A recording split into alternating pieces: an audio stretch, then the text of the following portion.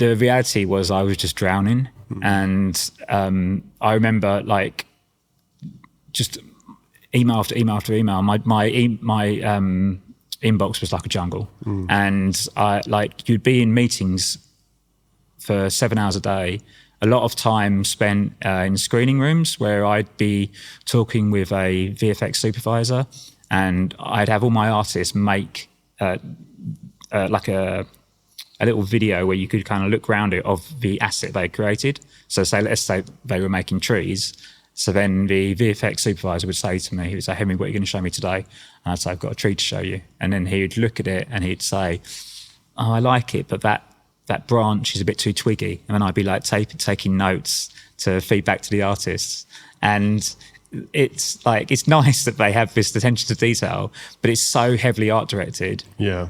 And then I would have had to have allocated like a certain number of days to make each asset. And so then when changes have to be made, you have to take days from other assets, and then suddenly the maths that I chose to ignore would have been way more helpful. Pythagoras still wouldn't have helped you at all, would it? But yeah, I think so. So there's layers there, aren't there? There's layers of communication. There's layers of management. You are held off from doing the actual work yourself. You're also held off from making the ultimate decision. So that's a lot of pressure to take from both sides. You're in the messy middle, aren't you, basically? 100%. Yeah. And I felt stressed all the time. And one thing that this company insisted on was that at 1 o'clock, it was a case of like laptops down, everyone goes out to lunch. And it was while I was out at lunch, I would just be out with my phone, just like taking pictures like of whatever. And I just found that I got a lot of enjoyment out of doing that. And this like coincides with early days of Instagram. Right. And I don't know how much you know about when Instagram first started, but like it was really like community focused, like to start with. And there used to be loads of like meetups. So in London, so with a chance where people would just meet each other, right. And you've got all these really keen photographers going around making friends, taking pictures, and it was really inspiring. Actual social media, right? Yeah. And I found like I feel like I learned a lot about composition in those early days, and just like using my phone just to take pictures. And initially I used to like taking pictures of buildings, and like obviously in London you've got lots of tall buildings, so I'd always be looking up and doing that, and that was a bit of a craze.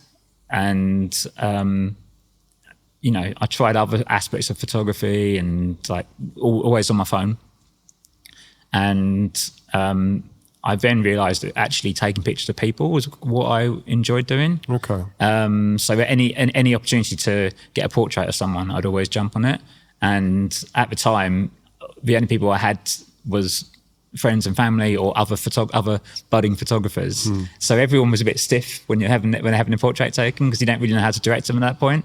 But I realised that having a person in it was a focal point to the image, and that was what I really enjoyed. And then it was around this time where like Instagram was kind of snowballing, and it was a lot easier to get a following in those days.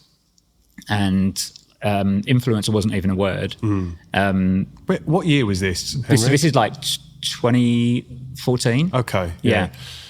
Because I'm trying to think, I should know because I've researched it a little while back for one of our guests, Lucy. Was it 2011, 2010, 2011, I think, when Instagram really started to come out and blew up after that? Yeah, so I'd been using it all that time. And then I think 2014 was really like the peak of when things were kind of happening, right. Like I'd got a decent enough following now that I've suddenly got PR companies like reaching out and being like, oh, we'd like to work with you.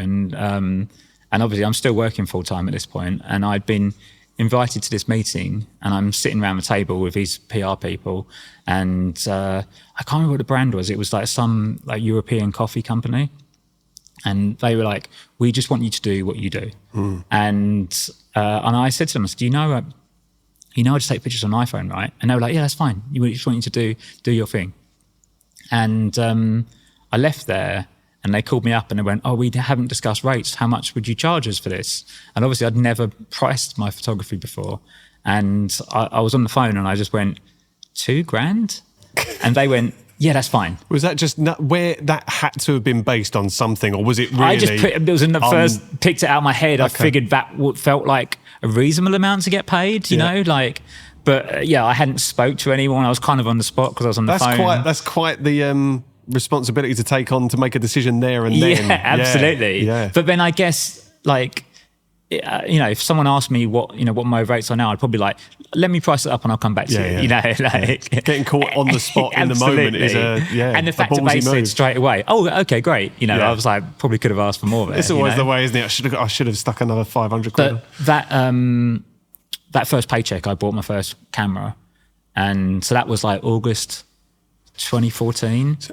I'm gonna take you back a couple of steps. And first off, just comment on the fact that you've just got your first bit of paid work doing photography without a camera. So this is showing you then, this is really the time, there's kind of zeitgeist around Instagram at that moment. Is that that must have been the first wave of people that were getting jobs without. It was, like the early adopters to Instagram who were the first people. And like I said, like I influence wasn't a word, and I don't think I had any particular influence. I was just taking quite nice pictures in London that resonated with people, like at a time when still a lot of people were just taking pictures of their lunch with an Instagram filter on it, you know, like, so it was quite easy to get followers at that point. I'm trying to think back to what I was taking pictures of on Instagram at that time. I was scaffolding and I was taking pictures of buildings, but they just must have been shit. Because I definitely wasn't getting a big following and getting tapped up by PR companies. So you clearly got a talent for it. At this time, what I'm interested in as well is this transition from the job that's paying the bills at that time, and one way you describe, as you've said on your form, and you've mentioned it earlier, that you were drowning and that you were feeling unhappy and anxious. Yeah. Was that all still there, or did the outlet that you now had with this community of photographers and this other creative outlet, was that making it more bearable, or was it a constant reminder, I can't keep doing this? It definitely helped. Right. But then it was also kind of sparking that idea of, oh, I'm getting paid for doing stuff now. Maybe could I do this as a full-time job? And it was when I was out at one of these meetups, I met a friend who's now one of my best friends, and we got on straight away, and we would regularly meet up like after work. He was working as a menswear buyer and hated his job, and obviously I hated my job, and we'd meet and just go for beers and just complain about what we were doing. And Dean, his name is Dean Martindale, was a very talented photographer. He said to me, why don't we just quit and see if we can do this? And it was just like the final push that I needed. But also the idea of, and that next morning we both handed in our notice, and it was to be able to do it with a friend felt less scary. We were going out on our own, but to have someone that you could chat to about what you're experiencing, and which I have done for the last 10 years, was so helpful. And just that bit less How many scary. beers had you had? Could well have been about 7 pints. I'm just imagining going in with a hangover and being like, come on. How did it feel? Was it liberating when 100%. You handed your notice in? And then it was another, like, I thought, well, maybe, like, because I spoke to my boss and I said, look, this is what I'm doing. I'm going to be a photographer. And which was ridiculous, really, because I knew nothing about lighting and I've had to learn on the job. And you had a camera at this point? I had a camera at this point, okay, yeah. Right. And I remember my boss saying, well, I don't really understand what you're doing, but the door's always open if you want to come back. Okay. And that made me think, maybe I'm being too harsh on myself, or maybe I wasn't as bad as what I thought I was. Yeah. But I know I was just anxiety-ridden. And so a lot of the anxiety was around your performance. Was it almost this mindset that I'm so overloaded, my inbox is full, I'm so stretched thin, how could I possibly be doing a good job? Yeah. With all of this going on all the time. So that was the kind of narrative, pretty much that you had. And then we'd have, like, Monday mornings, we would have like a big production meeting, and there'd be like 100 people in this meeting, and you'd have to get up and say where you were or where your artists were at that point, and you were hitting all your targets. So like you'd be out on a weekend and then be like, I know I've got this meeting ahead of me on like a Monday morning, you know? And then like also they said, oh, you're going to regularly have calls with America, like with LA. And I was like, oh, that's exciting, you know, like, but the reality is it's like Friday and it's 5 p.m. and they're coming in with their like Starbucks and you're like, oh, I want to go home, you know? Yeah. So like a lot of people have said like, oh, you're so brave, like leaving your job. But I just felt I had like nothing.